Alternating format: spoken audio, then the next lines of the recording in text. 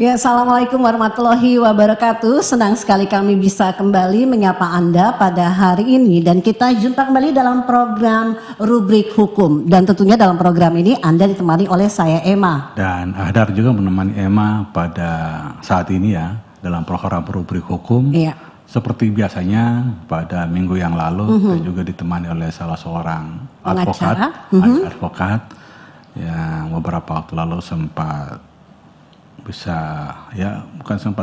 sempat menghiasi beberapa media. Betul. Media online. Iya. Alhamdulillah ya, berkat di pengadilan kemarin itu sebagai advokat, ya bukan persoalan menang dan kalah, tetapi tentang hukum. Bagaimana itu ya?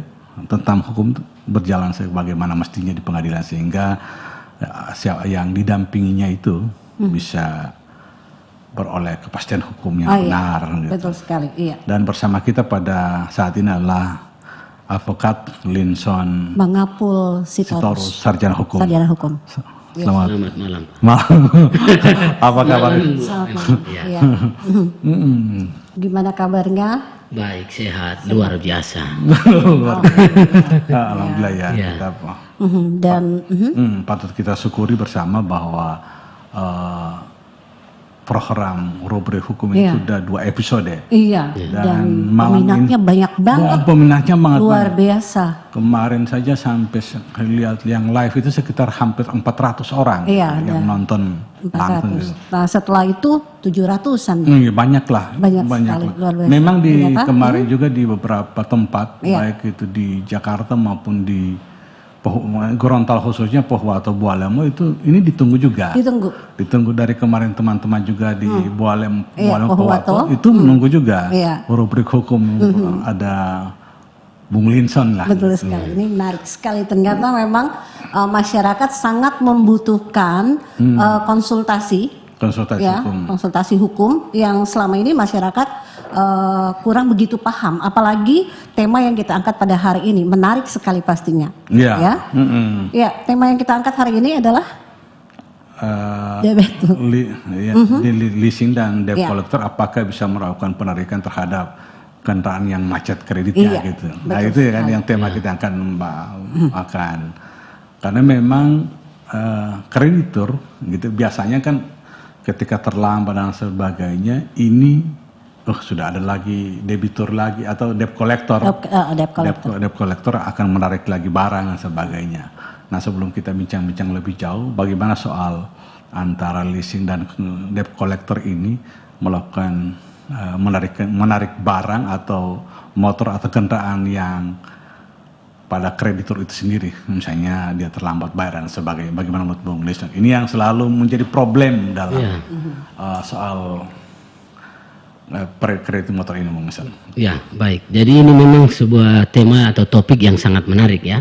Khususnya di akhir tahun 2019 atau memasuki awal lah tahun 2020 sejak Mahkamah Konstitusi mengeluarkan putusan nomor 18 PUU Romawi 27 tahun 2019 di mana sejak putusan itu dibacakan maka hak untuk mengeksekusi yang tadinya dimiliki oleh pihak leasing dalam hal ini sejak ada putusan itu menjadi bisa dikatakan tidak berlaku lagi. Seperti itu. Jadi hak eksekutorialnya itu kemudian harus melalui pengadilan sekarang ini. Kalau dulu memang sejak belum adanya putusan MK ini, maka pegangannya adalah Undang-Undang Fidusia nomor 42 tahun 99 di mana kreditur sendiri atau pihak leasing memiliki hak eksekutorial, yaitu mengeksekusi ketika terjadi kemacetan di dalam kredit dari debitur, melakukan prestasi, dia punya hak mengeksekusi atau menarik. Tapi kalau sekarang sudah tidak diizinkan lagi, tapi harus melalui pengadilan. Tetap bisa mengeksekusi, tapi sekarang ada tahapan yang harus dilakukan oleh pihak leasing, yaitu meminta penetapan dari pengadilan. Oh, jadi harus sebelum ada ini penetapan atau keputusan? Kalau dari MK-nya putusan, tapi kalau kemudian untuk mengeksekusi, misalnya kendaraan oleh pihak leasing meminta penetapan eksekusi ke pengadilan negeri seperti itu. Oh ya, jadi begini, kan dalam antara debitur dan kreditur, nah pihak leasing bagaimana caranya? Maksudnya pihak kreditur mau ngambil jaminan sebagai jaminan motor atau kendaraan sendiri. Atau kendaraan. Nah, tiba-tiba akan ada bisa saja kan ada perjanjian, ada perjanjian kontrak. Nah, perjanjian kontrak misalnya dalam jangka waktu 4 tahun atau 2 tahun sampai 4 tahun lah, ada sampai 5 tahun lah, ada juga kan begitu. Nah, terjadi ada kan misalnya gagal bayar karena atau prestasi itu. Kemudian juga bisa saja cederai janji gitu. Cederai janji itu kan misalnya dia bangkrut dan sebagainya kan, bangkrut.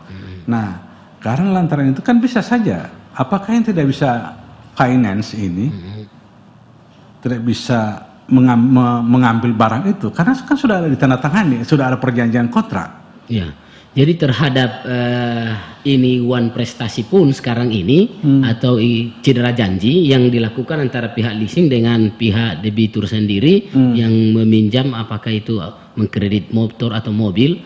Nah, cedera janji di sini nggak bisa ditentukan oleh sepihak lagi sejak putusan Mahkamah Konstitusi mengenai pasal 15 ayat 3 kalau mengenai cedera janjinya. Kalau pasal 2-nya adalah ayat 2 dari pasal 15 itu mengenai hak eksekutorial tadi. Nah, di pasal 3-nya mengenai cedera janji. Nah, cedera janji pun nggak bisa dinilai sepihak lagi oleh pihak leasing sendiri.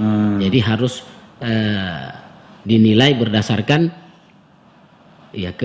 karena ini sudah ada perjanjiannya harus antara kedua belah pihak. Tapi kalau tetap kedua belah pihak tidak menemukan kesepakatan, maka cedera janji di sini harus lewat penetapan pengadilan atau putusan pengadilan tentang gugatan dari pihak leasing kepada debitur dalam hal ini yang telah melakukan cedera janji. Sehingga nanti ada putusannya bahwa dia telah melakukan wan prestasi, dan ketika putusan dimenangkan oleh pihak leasing dan memang benar debitur didapati melakukan wan prestasi, pada saat itu juga mereka akan memintakan untuk nanti bisa dilakukan eksekusi terhadap jaminan seperti itu. Saya mau tanya lagi, saya mempertegas, putusan pengadilan atau penetapan pengadilan? Kan sama lah ini antara putusan dan ketetapan. Kalau putusan, jadi kalau untuk wan prestasi gugatannya nanti putusan tentang wan prestasi apakah melakukan wan prestasi atau tidak. Setelah putusan turun, pihak leasing selanjutnya meminta agar ditetapkan untuk sita jaminan. Putusan dulu tentang bahwa ini betul melakukan wan prestasi sehingga hak untuk mengeksekusikan maka akan dikeluarkan oleh pengadilan. Dua-dua akan dikeluarkan oleh pengadilan dan penetapan untuk sita jaminan. Akan beda dong antara putusan dan penetapan. Kalau putusan ada yang digugat dan sebagainya. Kalau penetapannya hanya sepihak ke permohonan itu. Permohonan karena sudah dimenangkan putusannya terdapat cedera janji atau wan prestasi, maka berdasarkan itu dimohonkan penetapan untuk sita jaminan. Itu maksudnya. Terus kalau seandainya tiba-tiba, bukan seandainya, kadang begini, pihak leasing itu menggunakan debt collector untuk melakukan sita jaminan, baik di jalan, seringkali kan kita temui semacam itu. Bagaimana itu? Nah, sebenarnya itu tidak terlalu maksudnya tidak bagus juga sebenarnya, dalam arti upaya seperti itu sudah mengarah kepada upaya kekerasan. Dan itu sebenarnya juga nanti kalau dia kemudian lagi disertai dengan upaya paksa yang lebih, bisa malah juga bisa jadi dalam bentuk tindakan pidana yaitu perampasan. Ya. Itu bisa jadi kemudian dilapor ke pihak yang berwajib atau kepolisian kalau seandainya debiturnya tidak menerima diperlakukan seperti itu. Karena seharusnya kalaupun pihak leasing menggunakan debt collector, harusnya tata cara dari debt collector untuk menarik sita jaminannya adalah memiliki mekanisme atau prosedur. Misalkan dia harus sudah membawa SP1, SP2, SP3 yang telah diberikan ke debitur. Ini loh, kamu dulu sudah diberikan SP1, SP2, SP3, tidak punya niat baik. Setelah itu kemudian fidusianya juga, surat fidusianya ditunjukkan gitu. Ini bahwa perjanjian fidusia dulu ini ada, kalau seandainya kamu ini sesuai dengan perjanjian tidak menyetor sekian lama dan sudah diberi SP tidak ini, harusnya kamu memberikan secara sukarela jaminan ini sesuai perjanjian kita. Jadi artinya harus lebih persuasif dan mengajak sama-sama mungkin diselesaikan di kantor seperti itu, bukan main rampas, apalagi yang tadi itu dengan upaya paksa. Nah itu sebenarnya tidak diizinkan. Seandainya debiturnya keberatan dan merasa memang dirampas ini kendaraan yang menjadi milik debitur itu, dia bisa melapor ke pihak berwajib. Dianggap perampasan dia, apalagi sampai mengakibatkan cedera, pemukulan atau terjadi tindakan kekerasan lah. Hingga ini akibat pidana juga. Bisa jadi seorang atau kreditur dilapor oleh debitur oleh yang dirampas barang atau jaminan ini oleh pihak kreditur sendiri, dilapor karena melakukan perampasan. Bisa. Bagaimana? Kalau langsung ke polisian. Ya, bisa. Itu yang saya bilang tadi. Jadi akhirnya membuat yang tadinya ranahnya cuma perdata. Kan ini leasing dengan debitur ini sebenarnya kan ranahnya perdata. Ya, bentuknya kan pemberian fasilitas kredit seperti itu yang kemudian ada perjanjiannya. Tapi kemudian ketika ranah ini tidak menemukan jalan keluar yang baik, maka kalau dia mengarah kepada tindakan yang kekerasan, nah itu tadi, jadi akhirnya bisa ke arah ranah pidana. Padahal harusnya itu disayangkan, karena kalau tidak kan ya bisa jadi kebalik gitu. Yang tadinya harusnya ibaratnya mendapat keuntungan, kalau dia dilapor balik kan justru bukan keuntungan yang didapat atau bukan solusi yang didapat, malah ketemu masalah baru gitu. Nah kalau menurut hemat saya sih, pendapat saya pribadi, dengan keluarnya putusan MK ini harusnya peran dari seorang debt collector udah nggak terlalu punya peran lagi, karena toh juga sekarang nggak, hak eksekutorialnya kan sudah nggak ada. Nah, iya kan, mengeksekusi langsung nggak bisa. Mereka hanya bisa, debt collectornya perannya sekarang ini hanya bisa, dia ya tetap bisa mungkin dipakai, tapi sudah harus diedukasi untuk lebih ke arah persuasifnya, lebih ke arah negosiasinya. Nah, kalau debt collector masih mau dipertahankan oleh leasing, menurut penilaian saya adalah debt collector yang pintar negosiasi, sehingga ketika debiturnya ingkar janji atau ya melakukan prestasi tadi, nah dia bisa kemudian menegosiasikan agar debiturnya merestrukturisasi perjanjian kembali pinjaman, nah seperti itu, sehingga pokoknya win-win solution lah gitu. Jadi ada titik temu, ada ya solusi yang saling menguntungkan, tidak merugikan satu dengan yang lain. Kalau dalam rangka itu saya kira boleh dipertahankan debt collector. Tapi kalau dalam rangka seperti debt collector zaman yang lalu sebelum putusan MK ada, nah itu nggak bisa lagi sekarang, karena justru nanti dapatnya pidananya gitu, karena main kekerasan nggak bisa lagi. Apalagi menggunakan para preman atau sebagainya. Nah ini lagi yang sering terjadi di lapangan adalah debt collector ini kadangkala tidak resmi dari leasing. Nah makanya saya perlu sampaikan kepada masyarakat, kalau ada debt collector mengatasnamakan leasing, coba tanyakan apakah dia punya surat kuasa dari pihak leasing. Ya, itu satu. Nah, itu satu. Yang kedua, apakah dia punya dokumen-dokumen tentang pinjaman Anda seperti yang saya bilang tadi. Dokumen apakah ada surat fidusianya dia pegang untuk datang mengeksekusi. Di surat fidusia itu ada nama dari debitur, ya. Ada debiturnya. Tapi kan leasing nggak mungkin sembarangan memberikan surat ini kalau bukan dia percayai gitu maksudnya. Jadi cuman memang perlu dilihat, jangan sampai ini suratnya cuma fotokopian atau apa kan, jangan sampai dipastikan itu asli. Intinya di cross check dengan pihak leasingnya lah, bahwa ada nama si ini gitu.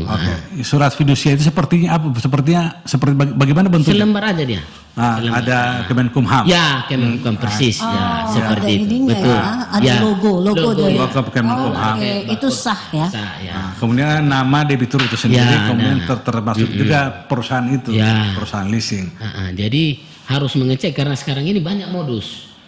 Yang dulu mungkin memang dia pernah jadi debt collector di salah satu PT A, katakan begitu, yang leasing. Kemudian oleh satu dan lain hal mungkin dia ada bermasalah di situ, dia keluar kan, tapi dia kan udah sempat tahu gini cara-caranya gitu. Jadi bisa saja dia kerjasamanya langsung potong kompas sama bagian yang macet mungkin di perusahaan itu sendiri. Karena itu juga mantan teman-temannya kan. Dia bisa aja ngomong kalau ada yang macet kasih tahu ke saya, kontak, nanti saya coba ini, saya bantu kamu, padahal dia kayak tadi tuh cuman mengatasnamakan, dan orang ini juga mungkin pernah lihat dia pernah kerja di situ padahal sudah enggak lagi. Nah, jadi akhirnya bisa itu tadi bisa kecolongan, dia mengatasnamakan saja. Dan itu ada, saya pernah ketemu kebetulan ketika saya lagi sidang di pengadilan, salah satu pengadilan di sini, saya lihat sebelum sidang saya itu sesudah sidang saya kemudian sebelum saya menunggu jadwal baru saya lihat kebetulan teman saya juga yang bersidang, jadi saya ngikutin gitu, saya lihat ya ternyata terdakwanya ya itu yang mantan debt collector, tapi menyita jaminan, ternyata dia cuma mengatasnamakan, dia enggak di situ lagi gitu. Jadi dari situ saya ya lebih paham lagi, ternyata ada juga yang mantan debt collector di PT tertentu mengatasnamakan masih tetap PT itu, tapi sebenarnya dia sudah lagi bekerja atas nama PT itu. Sudah keluar dari perusahaan itu, kemudian melakukan penagihan. Penarikan yang macet. Jadi ya tahunya debitur memang dia mungkin ketakutan juga karena dia tahu dia macet. Waktu bahasa Gorontalo dia bilang di shock terapi. Dia dikertak, ketakut, dia ambil. Jadi akhirnya nanti mungkin ketahuannya setelah dia cross check ke leasing, bukan lagi, sehingga dia dilapor. Makanya kemarin itu dia lihat, ini yang kemarin mantan debt collectornya sekarang sudah jadi terdakwa gitu. Jadi masyarakat tolong mengantisipasi lebih awal.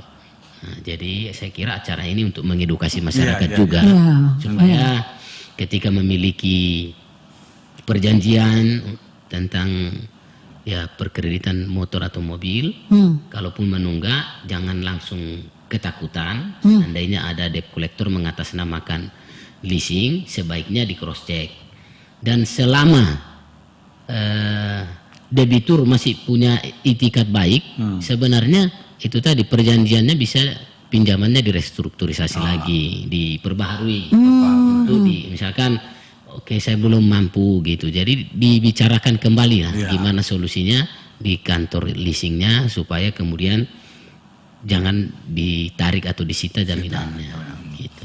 Jadi sekali lagi para pendengar maupun para netizen, penjelasan Pak Linson tadi bahwa ketika ada debt collector melakukan penyitaan, maka yang pertama Anda tanyakan mana surat itu, surat fidusia, surat tugas dulu terutama dari perusahaan itu. Dari perusahaan itu sendiri. Yang kedua adalah dokumen yang dibawa apa. Kemudian jelas berapa bulan lah gitu kan, kadang berapa bulan, kemudian ada surat fidusia. Betul. Itu juga. Nah, kalau dicek saya kira-kira nunggak berapa bulan, dia bingung, kelabakan jawab kan udah tanda tanya. Ini jangan Bapak bukan dari leasing kan, pasti tahu saya berapa kali nunggak gitu kan. Cuma preman itu. Salah satu indikasi untuk mengecek gitu kalau Karena kalau dia dari kantor kan pasti tidak ada dokumennya dong. Dia kasih tahu si A ini nunggaknya sekian lama, kamu datangin kan pasti gitu. Nah kalau misalkan debiturnya didatangi, baru debiturnya nanya, kalau saya betul Bapak dari perusahaan itu, saya nunggak berapa lama Pak? Atau boleh saya lihat surat tugasnya? Biasanya kalau bukan resmi juga dia kan pasti nggak mau, tapi balik marah untuk menutupi kan, jangan sampai ketahuan. Nah, biasanya gitu. Dia pasti kan gitu. Jadi bilang, kamu udah enggak ini masih nanya-nanya segala macam, nggak tahu ini segala macam. Balik dimarah supaya menutupi, jangan sampai ketahuan kalau dia nggak diutus secara resmi atau kalau dia tidak punya surat kuasa atau surat tugas untuk melakukan gitu. Jadi lebih berhati-hati lagi, lebih waspadalah sama masyarakat yang punya masalah dalam hal ini. Tapi saya kira pasti ada solusi sih, karena dari awal kan saling mempercayai, adanya kesepakatan ini kan karena ada saling percaya, yang mana kreditur percaya sama debitur, demikian juga sebaliknya. Bahkan juga kreditur juga kan pasti awalnya juga melakukan survei kan, orang ini debiturnya mampu. Nah kalau tidak mampu, cobalah digali, jangan buru-buru langsung tarik gitu kan. Ya artinya langsung tarik atau sita jaminan atau dan sebagainya, mungkin bisa digali kira-kira kendalanya di mana, ya kan, sehingga bisa dibahas, didiskusikan kenapa sampai terjadi penundaan. Mungkin akan lebih baik sih begitu menurut saya, sehingga pihak leasing tidak rugi, pihak debitur sendiri juga tidak dirugikan gitu. Iya, memang juga kemarin beberapa waktu lalu itu teman saya juga tinggal satu bulan loh motornya, tinggal 1 bulan motornya gitu. Nah kebetulan motornya kan dari Sulawesi Tengah, Palu. Ngambilnya di sana nih ceritanya. Iya, kan leasingnya di Palu kan. Nah terjadi kan gempa. Terjadi kan gempa di Palu. Leasingnya kan udah nggak ada lagi di sana kan. Oh ya udah ini ya, hancur kantornya. Hancur. Kemudian juga terjadi longsor semacam ini. Bukan persoalan ini Bang Linson gitu. Bukan persoalan ini gagal bayar atau tidak ingkar janji. Bukan persoalan itu. Ini terjadi faktor alam, gempa bumi. Faktor alam karena itu kemarin itu rumahnya saja masuk ke dalam, tapi motor ini itu terselamatkan Gorontalo gitu. Nah, tapi tinggal 1 bulan loh, tiba-tiba diambil oleh leasing, gimana itu? Nah itu yang saya katakan tadi, kalau itu. Nah persoalannya yang punya ini kasih yang meninggal. Maksudnya yang punya debitur. Motor ini, yang debitur ini kan dia sekalian dengan rumahnya kan meninggal. Keluarganya juga. Keluarganya anaknya gitu. Keluarganya dari yang orang cuma motornya sudah dibawa ke sini, baru dia ke sana ke Palu kan, ditinggalkan di sini tuh motornya kan. Dia ke Palu dulu. Tiba-tiba terjadi gempa di sana, masuklah rumahnya. Nah motornya ditinggal di sini. Maksudnya sekeluarga meninggal semua. Tinggal motornya yang di sini. Nah di sini ini ditinggal sama keluarganya. Nah bagaimana itu? Ya sebenarnya kalau keluarganya bisa membicarakan dengan baik-baik sama leasing kan toh juga tinggal sebulan kan. 1 bulan. Tinggal 1 bulan ya tinggal dilunasi aja selesai. Apakah ini pihak leasing tidak bisa misalnya ini kan pembicaraan dengan yang sana kan, dengan yang sudah meninggal ini. Nah bagaimana dengan motor ini yang tinggal 1 bulan kemudian suratnya nggak ada juga, tidak ada juga. Dokumen motor sudah nggak ada. Dokumen motor juga tidak ada lagi. Tapi kan ada di motornya. Tidak ada. STNK-nya enggak ada di bawah. Tidak ada. Di situ kan STNK-nya sama BPK-nya, STNK-nya kan di sana. Di rumahnya. Di rumahnya kan, di dompetnya si pemilik itu. Tapi dia masuk meninggal kan. Waduh. Itu kan masalahnya juga kan kemarin. Dan itu saya lihat tiba-tiba kan motor laki-laki besar. Tiba-tiba itu dari debt collector sudah bawa lektor. Nah dia bilang, tunggu dulu, mana surat Anda gitu? Mana, berapa yang harus saya bayar? Yang tanggal 1 bulan, mana yang 1 bulan gitu? Dia bilang, begitu. Ini persoalan ini STNK, nggak ada, pemiliknya udah meninggal. Cuma kebetulan ini motornya dikasih tinggal, dia pulang ke kampungnya. Nah, kebetulan dia lagi kuliah di sini, ditinggalkan motor dia bawa ditinggalkan sama saya motornya ini. Nah tiba-tiba terjadi gempa bumi di Palu, satu keluarga meninggal. Nah, tinggal motor tiba. Nah, dari leasing tahulah bahwa motor itu di situ. Nah, leasingnya di sini. Oh, leasingnya di sini ya? Nah, dari sana tiba-tiba kan di sini leasingnya juga kan ada cabangnya. Cabangnya di sini. Nah, mereka cari plat nomornya apa semua, ternyata mereka tahu dapat di sini juga.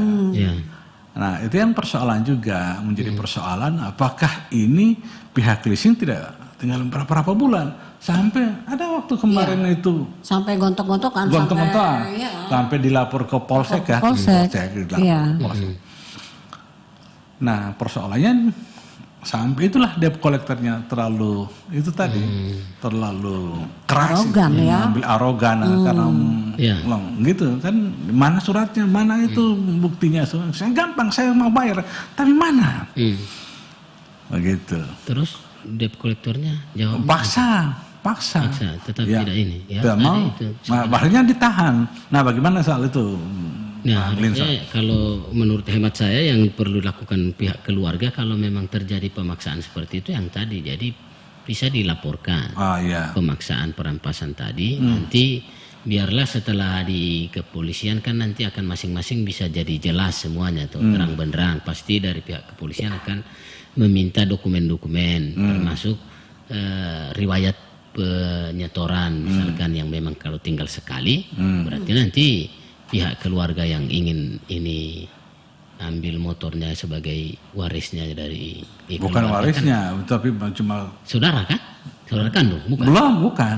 Cuma temannya begitu, cuma temannya. Cuma alhamdulillah tetap di ini juga di store juga sih. Cuma kan dia minta semua kan? Iya. Diminta juru. Mana kan enggak ada dokumen sama dia, kasihan kan? Untuk memastikan. Untuk memastikan gitu. Tapi kan sudah diambil dengan cara keras juga. Iya. Ya memang itu yang fenomena yang terjadi sekarang. Sampai itu makanya kita bahas ini supaya ke depan kita bisa hindari sebenarnya dengan cara-cara yang menggunakan fisik atau kekerasan fisik lah dalam hal ini. Jadi kalau ada kekerasan fisik sebaiknya jangan diadu dengan kekerasan fisik juga, tapi ditempuh aja lewat jalur hukum gitu yang sebenarnya supaya jelas dan terselesaikan dengan baik. Saya kira begitu. Ya harus dilakukan negosiasi dulu. Negosiasi sebenarnya dulu, ya. Karena ini makanya saya bilang perdata harusnya ya selesaikan secara baik-baik karena itu juga cuma antara pihak kan sebenarnya. Jadi harusnya bisa ditemukan solusinya. Nah cuman makanya perlu itu yang saya sampaikan tadi di awal. Kalau masih tetap dibutuhkan debt collector, yang dibutuhkan sekarang adalah debt collector bukan yang dalam tanda kutip preman, yang dibayar, tapi yang lebih bersifat bisa bernegosiasi, mencari solusi dan menemukan solusinya. Iya, ada juga sih bukan saja kreditur yang bermasalah atau debitur yang ada juga debitur bermasalah juga. Ya, misalnya begini, dia ambil motor gitu, kredit kan. Nah, karena lantaran dia sudah 3 bulan tidak bisa setor. Nah ini kan pasti dia sudah, ini yang debitur kan sudah berpikir ini pasti akan ditarik ini. Akhirnya cepat-cepat dipindahkan. Dijual. Nah dijual dengan di bawah tangan. Nah orang misalnya harganya 5 juta dijual 3 juta. Kan cepat gitu yang ngelaku. Nah bagaimana pihak penjual tersebut bagaimana itu? Nah ini juga penting masyarakat pahami. Sebenarnya kalau terjadi yang seperti ini harusnya pihak yang rencana membeli atau yang pembeli harus berhati-hati karena dia harus sudah paham kenapa dia jual. Nah seandainya dia memang tertarik karena murahnya, harusnya yang membeli ini sama-sama dengan debiturnya pergi ke pihak leasingnya untuk melakukan pengalihan agar aman. Jadi diketahui sepengetahuan leasing sehingga kalaupun dia ke depan mau melanjutkan setorannya ya sudah, karena sudah ada surat pengalihan ditandatangani, ada formatnya biasanya dari leasing. Jadi itu bisa dilanjutkan dengan aman seperti itu. Tapi kalau tidak, yang dirugikan nanti yang pembeli. Ya? Ya, karena dia belinya di bawah tangan begitu nggak punya kekuatan, leasing tidak mau tahu kan, dia mau tahunya pihak tangan pertama yang menandatangani perjanjian dengan pihak leasingnya, jadi debitur pertama. Oke. Jadi kalau dia bilang oh sudah nggak ada di saya lagi, ya tetap di mana aja itu kendaraannya, jaminan itu dia kan tarik, gitu. Nah di sinilah di mana saja. Nah, walaupun sudah pindah tangan, nanti kan akan ditanya kenapa pindah tangan tidak melapor. Nah, itu kan sama dengan nanti dianggap Yang kan? bermasalah hukum itu siapa? Pihak pertama atau yang pembeli kedua? Sebenarnya dua-duanya nanti biasa. Dua-dua nanti. Oke. Iya, itu masyarakat pembeli harus itu tahu. Pembeli jadi Iya. penada yang menjual penggelapan bisa jadi penggelapan karena itu kan bukan masih ada milik perjanjian, dia, ya? masih ada perjanjian, dijaminkan. Kok dia bisa alihkan ke orang lain gitu. Biasanya juga begitu, Emma. Iya. Emma, kalau sepengetahuan saya atau pengalaman saya, motor-motor yang akan ditarik itu tidak lama lagi, misalnya sudah menunggak 3-4 bulan, ya sudah akan ditarik, itu dijual di desa-desa loh. Kan kalau dari desa kan keluarkan plat nomornya, jadi bodong ya. jadi bodong gitu. Yang penting fungsinya gitu. Fungsinya ya. gitu. Jadi karena di desa nggak ada sweeping. Nggak ada sweeping ya, kan. Biasanya begitu modusnya. Kebanyakan orang modusnya gitu. Jadi dia akhirnya jualnya di daerah-daerah lah, di tempat pelosok-pelosok yang agak jauh dari ya pantauan polisi untuk lakukan sweeping. Sehingga kalau di desa kan memang jarang pemeriksaan kendaraan, sehingga mereka juga pasti mau beli karena tergiur murahnya, walaupun nggak lengkap karena menurut dia di sini di kampung nggak pernah ada sweeping, nggak butuh surat-surat, yang butuh ini kendaraannya bisa pakai pergi di kebun, pergi bawa segala macam ini, buah kelapa, buah kelapa, kopra semua buah lah. kelapa bukan pohon kelapa ya. Jangan salah. Di bawah pohon kelapa. Oh, di bawah jalan di bawah pohon kelapa. Padahal sebenarnya beresiko sih. Nah, kalau ketahuan kan kayak tadi itu tetap bisa dilacak, nomor mesinnya kan bisa dilihat fisiknya kan. Ya, tapi susah juga sih. Ya, susah sih. Makanya dari leasing mau periksa. Buka lagi itu kan. memang gambling lah. Gambling antara ya kalau memang berani ya. Tapi kita tidak menyarankan itu. Masyarakat baiknya lakukan yang baik lah. Iya.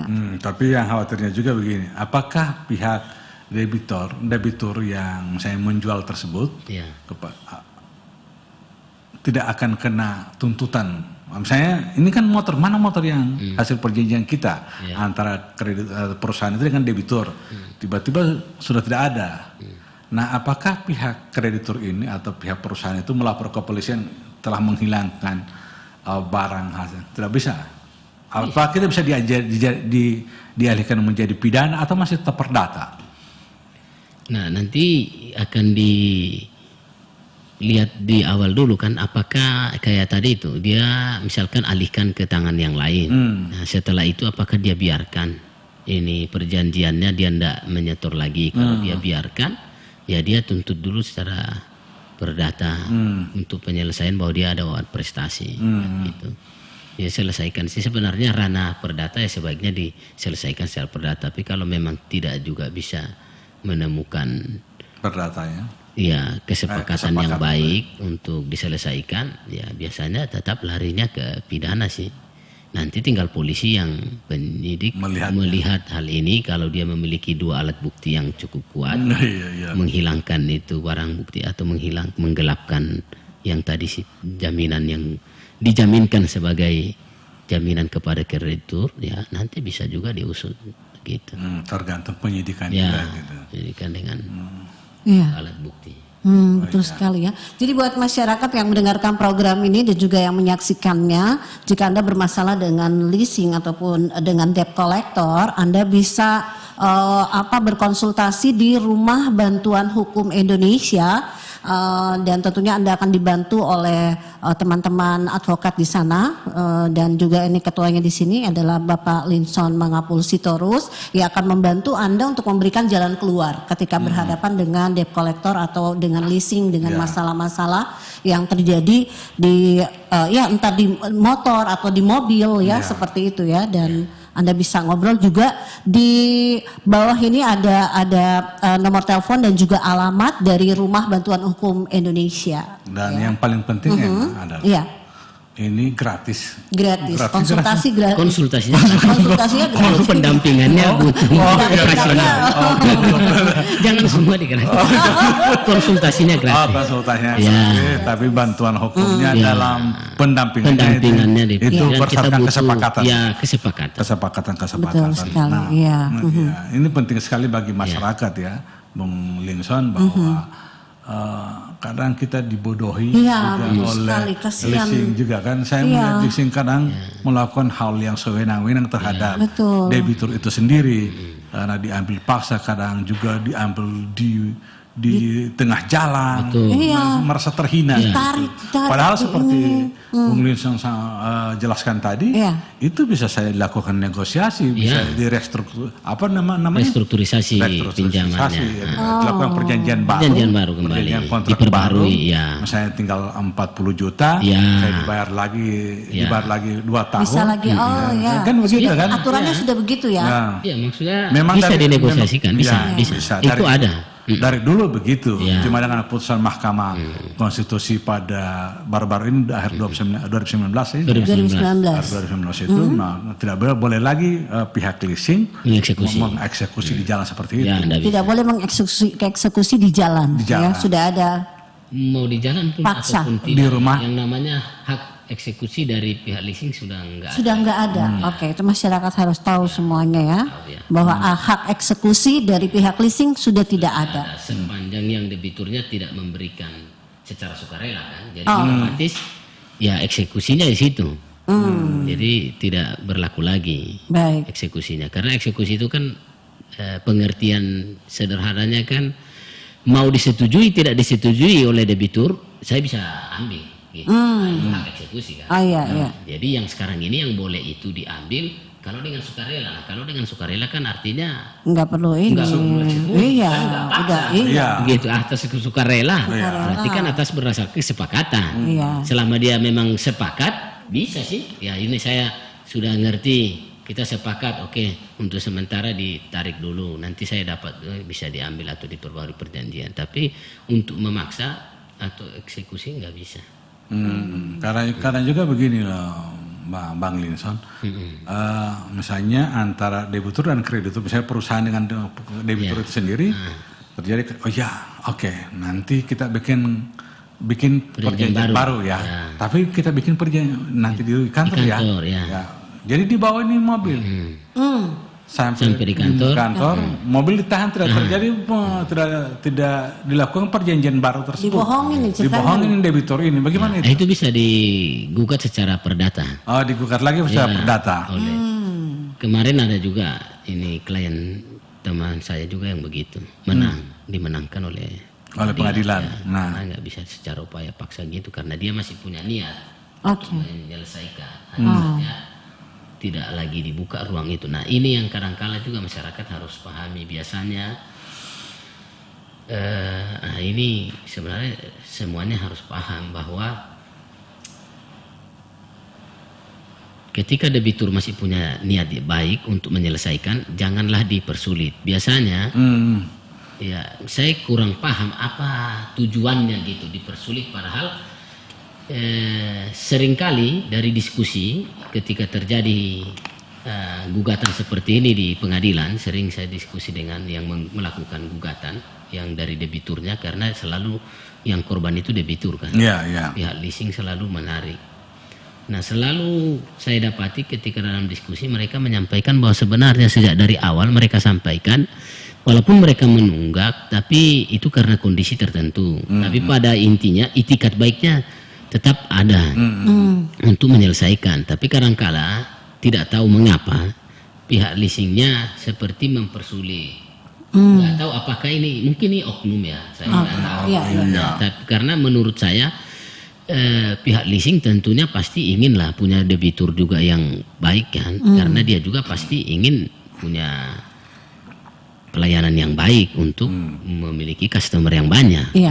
Tapi mungkin ada oknum yang ya memanfaatkan itu juga, mungkin karena dia pikir kalau ini jadi ditarik lalu mungkin tinggal sedikit, bisa mungkin dia juga berpikir nanti saya jual atau saya ambil lebih murah gitu. Nah yang jadi persoalannya itu adalah ketika contoh dia ditarik, udah bayar misalkan dia 2 tahun contoh, 2 tahun jangka waktu penyetorannya ke pihak leasing. Nah dia sudah menyetor misalkan 1,5 tahun, jadi tinggal setengah tahun lagi atau 6 bulan lagi penyetorannya.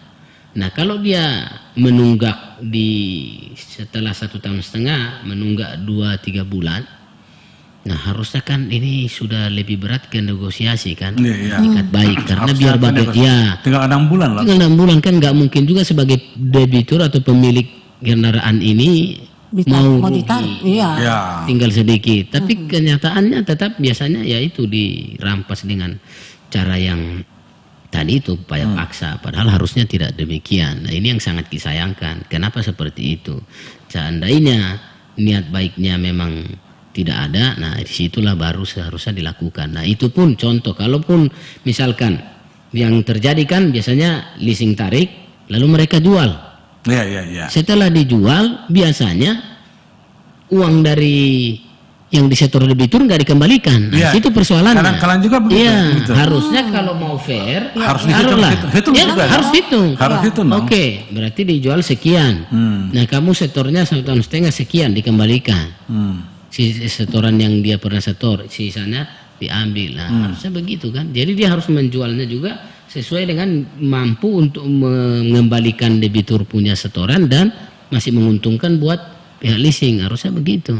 Saat misalnya gini, kendaraan itu atau mobil itu yang sudah disita atau ditarik oleh leasing, kemudian apakah serta-merta leasing bisa menjual kendaraan itu atau tidak? Atau hasil kesepakatan antara debitur dan pihak leasing itu sendiri? Ya harusnya kayak dari awal saya sampaikan, karena ini perdata harusnya sesuai kesepakatan gitu. Kalau enggak ketemu titik kesepakatan kan kepercayaan gitu kan. Kalau maka Anda menjual juga harus kepercayaan juga kan gitu. Jadi kalau tidak ada titik temu untuk menyelesaikan, ya tadi diselesaikan, digugat karena ini perdata, digugat secara perdata.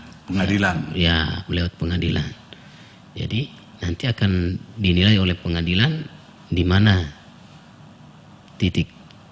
Nah, apakah pihak perusahaan atau leasing itu sendiri ketika dia menjual tiba-tiba kendaraan yang hasil sitaannya dan dijual dari leasing, dijual oleh leasing kepada orang lain tanpa diketahui oleh debitur tadi, bagaimana itu? Nggak bisa. Iya, apakah bisa digugat juga? Bisa ya. Digugat. Ini pidana atau tetap perdata juga? Ya, karena ini perjanjian awalnya kan perdata, dia gugat secara perdata juga. Ya. Sehingga nanti dia tuntut ganti ruginya kan. Jadi setidaknya ya sekian lama seperti yang saya katakan tadi dia sudah menyetor, ya dia harus dikembalikan juga. Karena dia objeknya, barangnya malah udah nggak ada kan. Jadi harusnya minimal kerugian yang dihitung untuk dikembalikan. Pasti pengadilan juga memutuskan untuk membayar kerugian dari debitur itu. Betul. Selama ini masyarakat banyak ya yang dirugikan sekali karena ketika ditarik udah habis. Karena mereka cuman habis dirasa bersalah karena sempat menunggak dan menyesali saja. Makanya harusnya jangan berlama-lama menyesal. Harusnya cari tahu bagaimana untuk tidak juga mengalami kerugian yang terlalu banyak. Apalagi sudah cukup lama menyetor, akhirnya harus ditarik dan kemudian karena tunggakan itu menghilangkan setoran yang sekian lama disetor, saya kan tidak begitu. Itu bisa dikembalikan. Jadi dia harusnya bisa melakukan upaya hukum.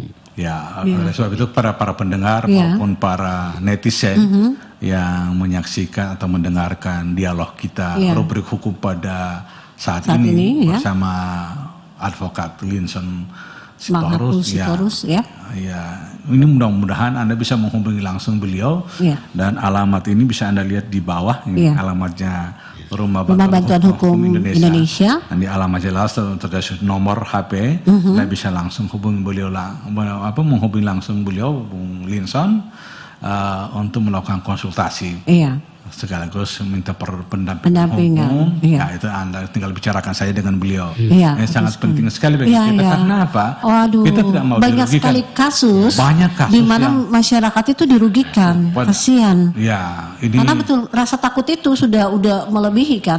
Jadi sampai rugi lah. Harusnya menelusuri ya sehingga minimal adalah yang dia ini ya. Ya, dan jangan takutlah kepada Bung Linson, teman kita juga ini.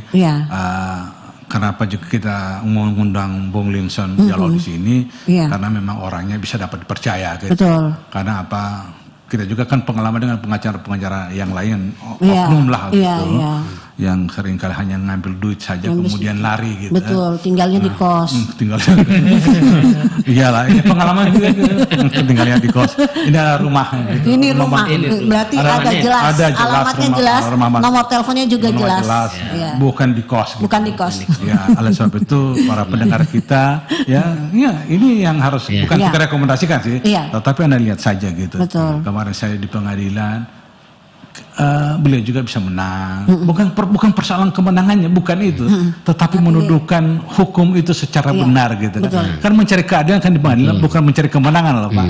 Mencari keadilan. Mencari keadilan di pengadilan, bukan mencari kemenangan gitu. Iya, betul. Nah, karena banyak juga para debitur yang kredit macet ini sering dirugikan oleh leasing gitu. Oleh leasing, dan alhamdulillah kita undang pada saat ini untuk bisa wawancara dengan kita atau bincang-bincang dengan kita pada program rubrik hukum. Artinya kita minta lagi ketegasan dari Bung Linson, apabila seorang atau leasing dan debt collector melakukan upaya paksa atau melakukan penarikan terhadap kendaraan, itu bisa dipidana ya gitu. Jadi sekali lagi saya sampaikan, kalau ada tindakan upaya paksa, ini catatannya upaya paksa yang dilakukan untuk menyita jaminan yang dijaminkan oleh debitur kepada pihak kreditur ataupun leasing, maka Anda bisa menempuh upaya hukum. Upaya paksa tidak diizinkan lagi karena untuk kekuatan eksekutorial yang dulu pernah dimiliki oleh leasing sejak ada putusan MK itu nomor 18 PUU 27 Romawi tahun 2019.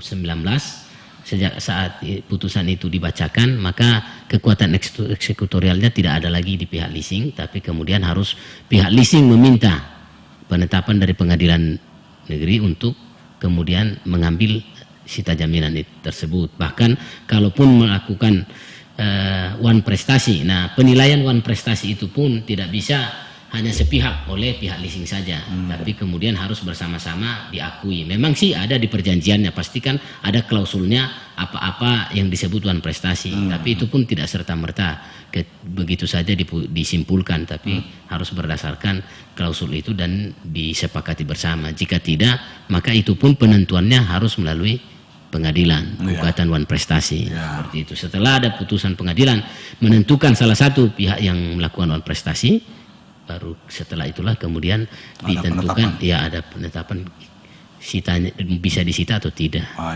Jadi tergantung siapa yang melakukan wan prestasinya. Setelah ada putusan maka ada penetapan dari pengadilan bisa sita jaminan.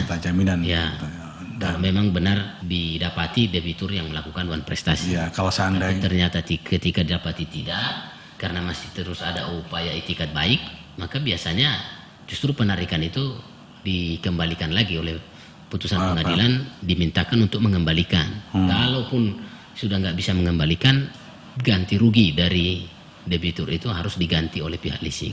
Seperti itu penjelasannya.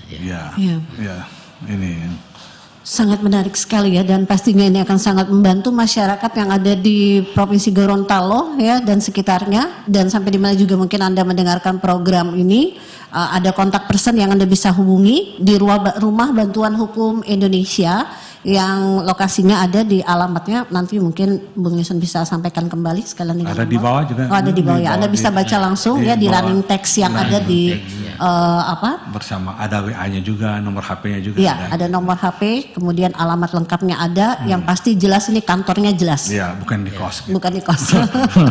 Dan juga pasti akan dibantu, Anda konsultasi, dan jika Anda membutuhkan pendampingan, Anda pasti akan didampingi. Didampingi, ya? Tergantung Anda pembicaraan Anda dengan untuk itu Linson. pembicaraan langsung. Oke, sebelum kita mengakhiri bincang-bincang pada saat ini, mungkin ada hal yang bisa disampaikan oleh Bung Linson kepada para pendengar maupun para netizen yang telah menyaksikan atau mendengarkan program Rubrik Hukum pada saat ini. Ya, terima kasih. Jadi sekali lagi, karena ini channel Karisma ini adalah channel saya pikir memberikan edukasi yang sangat baik untuk masyarakat, maka pada kesempatan ini kami juga dari RBHI turut mengedukasi agar masyarakat jangan merasa terintimidasi ketika mengalami situasi yang berhubungan dengan hukum, atau ketika khususnya sehubungan dengan tema ini, ketika ada masalah tunggakan dan sebagainya, jangan langsung merasa ketika terintimidasi atau merasa ya,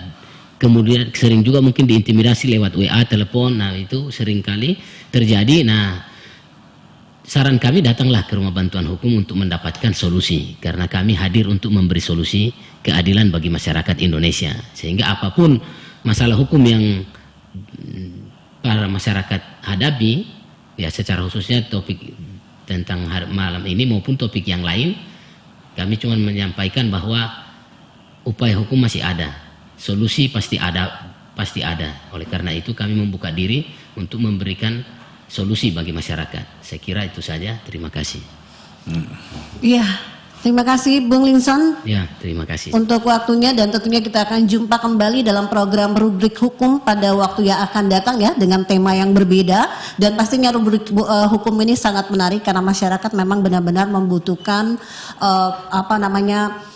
edukasi ya tentang hukum. Seringkali kan kita tidak tahu apa yang harus kita lakukan ya. Oleh sebab itu jika Anda memerlukan konsultasi hukum, RBHI memberikan solusi keadilan ya untuk Anda, dan juga sekali lagi alamatnya ada di running text dan juga telepon atau kontak personnya. Terima kasih buat kebersamaannya, dan akhirnya saya Emma pamit dari ruang dengar Anda. Adhar juga pamit dari ruang dengar Anda. Mohon maaf atas segala kekurangannya, dan terima kasih Bung Linson atas kesediaannya memberikan edukasi terhadap masyarakat pada saat ini dalam program Rubrik Hukum yang digelar di Karisma 90. Terima kasih. Insya Allah kita akan ketemu pada minggu depan dalam waktu dan kesempatan yang sama. Dan para pendengar, para netizen, mohon maaf jika ada hal yang kurang berkenan. Kami atas nama kru bersama Advokat Linson Sitorus, mohon maaf yang sebesar-besarnya. Terima kasih. Assalamualaikum warahmatullahi wabarakatuh. Salam Karisma.